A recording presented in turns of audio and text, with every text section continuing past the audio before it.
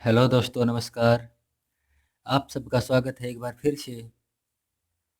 तो दोस्तों, हम प्रतिशत का टॉपिक पढ़ रहे हैं, तो चलिए शुरुआत करते हैं। आगे के सवालों में बात करते हैं। वस्तु की कीमत 16 रुपये प्रति किलोग्राम से बढ़ाकर 20 रुपये प्रति किलोग्राम कर दी गई, और ऐसा करने के बाद खपत में कितने प्रतिशत की कमी की जाए कि खर्च की राशि में कोई परिवर्तन न हो। 16 रुपये प्रति किलोग्राम से 20 रुपये प्रति किलोग्राम होने पर उसके खपत में कितने प्रतिशत की कमी की जाए कि खर्च की राशि में कोई परिवर्तन न हो। तो चलिए दोस्तों, शुरुआत करते हैं। पहले मूल्य था वो कितना दोस्तों हमारा 16, और बाद में कितना हो गया 20। और दोस्तों, हमें पता है मूल्य और मात्रा एक दूसरे के अपोजिट होते हैं। तो मात्रा यहाँ पर 20 और यहाँ पर 16, अपोजिट एक दूसरे के। तो दोस्तों, पहले मात्रा थी 20, अब कमी की जाती है। तो कमी कितने की जाती है दोस्तों? 4 की। और हमें पता है कि दोस्तों, ये कमी और कम और ज़्यादा ये होता है वास्तविक के ऊपर। तो वास्तविक हमारा 20, और प्रतिशत के लिए गुणा में 100। 4 पंजे 100, और ये कटेगा 20%। तो दोस्तों, 20% की कमी की जानी चाहिए, तभी खर्च की राशि में कोई परिवर्तन नहीं होगा। तो चलिए फिर से करते हैं कि पहले मूल्य था 16 और उसको बढ़ाकर 20 रुपये प्रति किलोग्राम कर दिया गया। अगर मूल्य बढ़ाया जाएगा तो जाहिर सी बात है कि मात्रा कम करनी पड़ेगी। तो मूल्य और मात्रा आपस में एक दूसरे के अपोजिट होती हैं। तो ये पोर्शन यहाँ पर आएगा और ये यहाँ पर। पहले मात्रा 20 थी और घट के 16 हो गई, तो 4 घटी, और 20 के ऊपर प्रतिशत के लिए गुणा में 100। तो 20% क्या होगी दोस्तों? कमी करनी पड़ेगी। इसी सवाल को दोस्तों हम एक ट्रिक के माध्यम से भी कर सकते हैं। जो ट्रिक है वो आपको मैं बताता हूँ।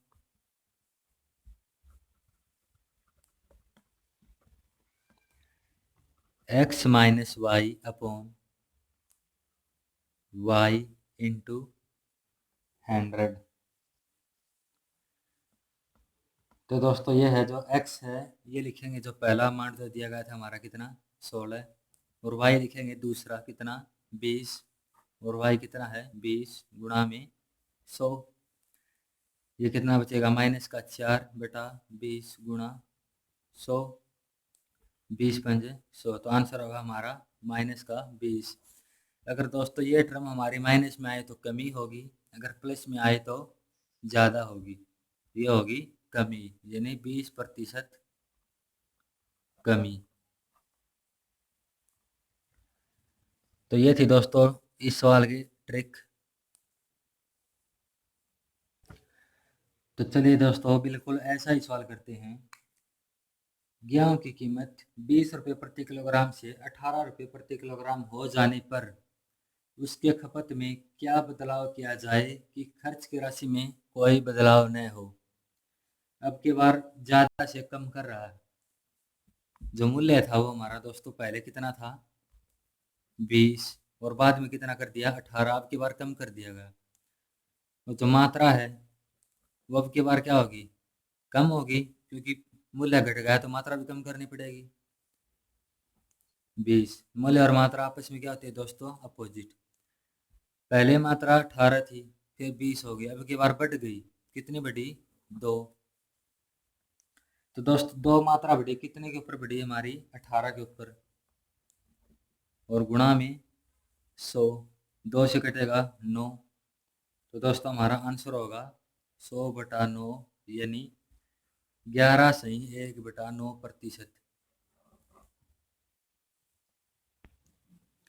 11.1/9%, तो उसको ज़्यादा खपत करनी पड़ेगी, तभी जो उसका जो खर्च की राशि में जो बदलाव वो अपरिवर्तित रहेगा। तो चलिए दोस्तों, इस सवाल को हम ट्रिक के माध्यम से करते हैं। जो ट्रिक थी वो मैंने आपको बताई थी दोस्तों, वो थी कितनी? x minus y upon y into 100। तो x कितना है दोस्तों हमारा 20, और y है 18, और y कितना 18।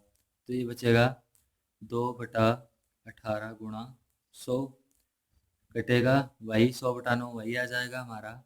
तो आंसर होगा 11.1/9%।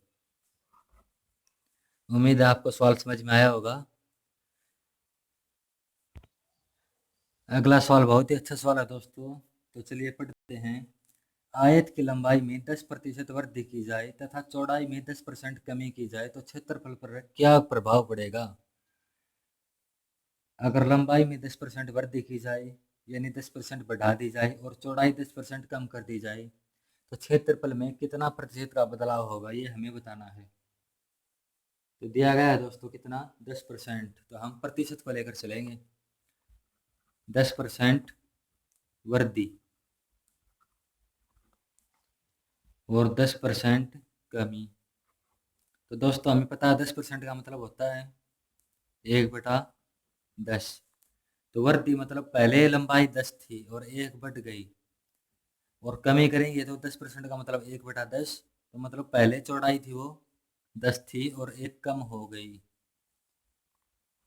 तो यहाँ पर हम लिखते हैं लंबाई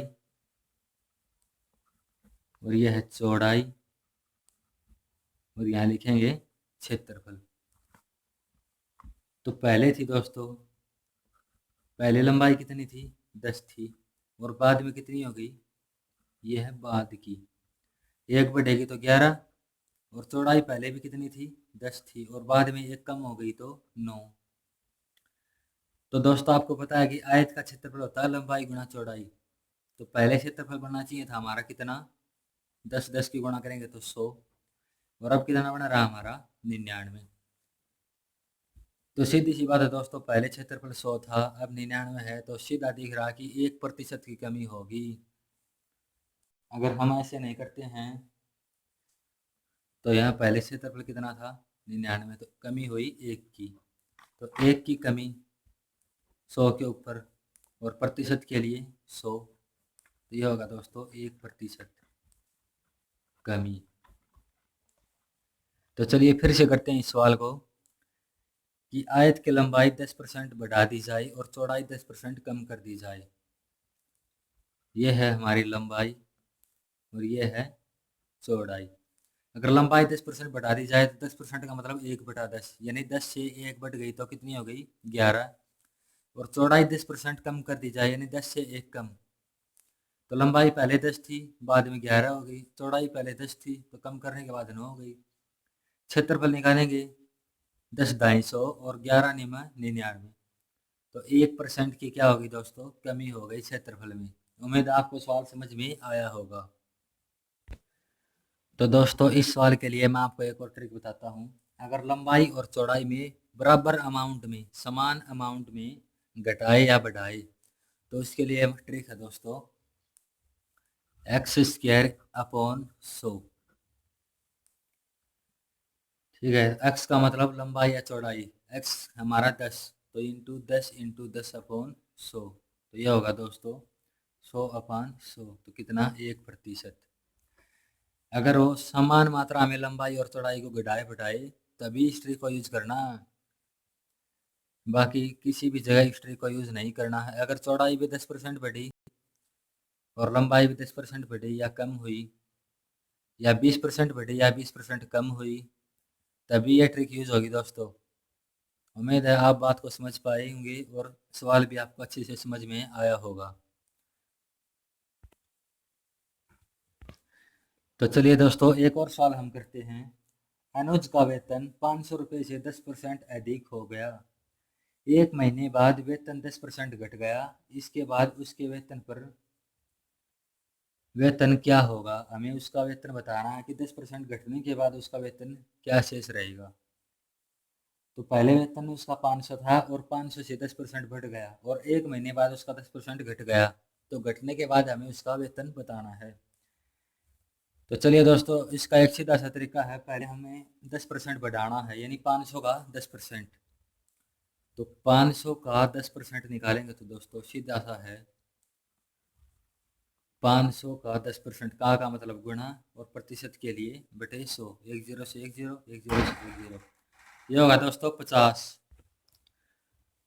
तो दोस्तों 500 का 10% होगा 50, यानी 50 और बढ़ गया। तो 500 में 50 जोड़ेंगे तो अब उसका वेतन हो गया 550।